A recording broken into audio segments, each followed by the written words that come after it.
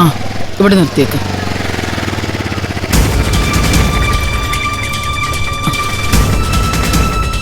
ഇതാ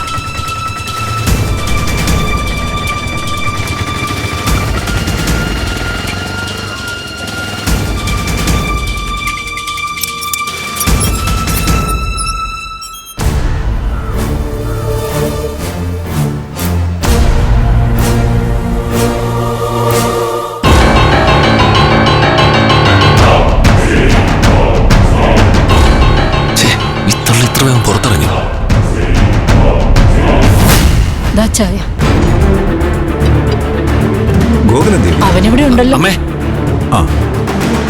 ആ സുശീലാൻഡ് ഇങ്ങോട്ട് വരുന്നുണ്ട്. എന്നെ തിരക്കുവാണെങ്കിൽ ഞാനിവിടെ ഇല്ലെന്ന് പറഞ്ഞാൽ മതി. എന്താണ് പ്രശ്നം? അതൊക്കെ ഞാൻ പറയാ അച്ഛാ. അച്ഛൻ ആദ്യം അവരൊന്ന് പറഞ്ഞുവിട്. അച്ഛാ ഒന്ന് പറഞ്ഞു വിടണേ.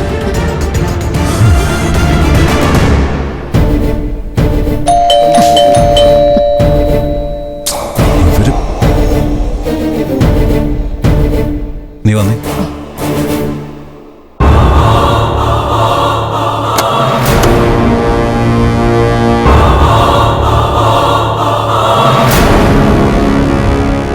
സുശീലയായിരുന്നു.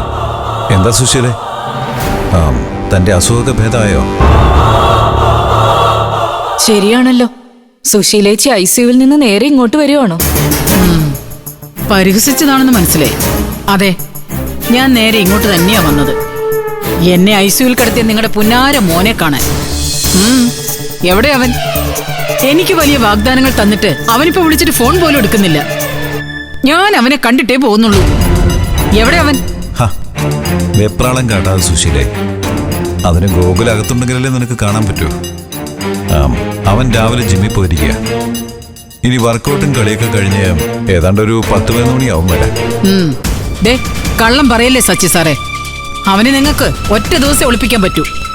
രണ്ടാം നാൾ അവനെ ഏത് മാളത്തിൽ ഒളിപ്പിച്ചാലും അവനെ ഞാൻ പുറത്ത് ചാടിച്ചിരിക്കും. ഞങ്ങളുടെ മോനെ ഞങ്ങൾ എന്തിനാ ഒളിപ്പിക്കുന്ന സുശീലെ? നിങ്ങൾ അവനെ അന്വേഷിച്ചു വന്നത് എന്തിനാണെന്ന് പറ. സാവിത്രി, പറയാനാണെങ്കിൽ ഒരുപാടുണ്ട്. അത് നിങ്ങൾ അറിയാതെ അവനുമായിട്ട് സംസാരിച്ച് തീർക്കുന്നതായിരിക്കും അവന് നിങ്ങൾക്ക് നല്ലത്. സച്ചി സാറിന്റെ മകനല്ലേ അവൻ. അവൻ പറഞ്ഞ വാക്ക് പാലിക്കുമെന്ന് ഞാൻ അങ്ങ് വിശ്വസിച്ചു പോയി. സുശീല, നീ കാര്യം എന്താന്ന് തുറന്നു പറ. അവൻ നിനക്ക് എന്തിനു വേണ്ടി എന്ത് വാഗ്ദാനം നൽകിയത്? അതുപോലെ അവൻ വാക്ക് പാലിക്കാതിരിക്കാൻ എന്താ കാരണം?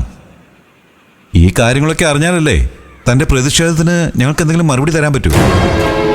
ഇല്ല സാറേ, ഇപ്പൊ ഞാനിത് പറഞ്ഞ് നിങ്ങളെ കൂടി ഇതിലേക്ക് വലിച്ചഴിക്കുന്നില്ല. അതിന്റെ സമയമാവുമ്പോ ഞാനത് അറിയിച്ചോളാം. ഗോകുലിന് ഞാനൊരു അവസരം കൂടി കൊടുക്കുക. അവനോട് നിങ്ങൾ ഒരു കാര്യം മാത്രം പറഞ്ഞാൽ മതി. അവൻ എനിക്ക് തന്ന വാക്ക് പാലിച്ചില്ലെങ്കിൽ അവന്റെ തലപ്പത്തുള്ള ആളത് പാലിക്കുമെന്ന്.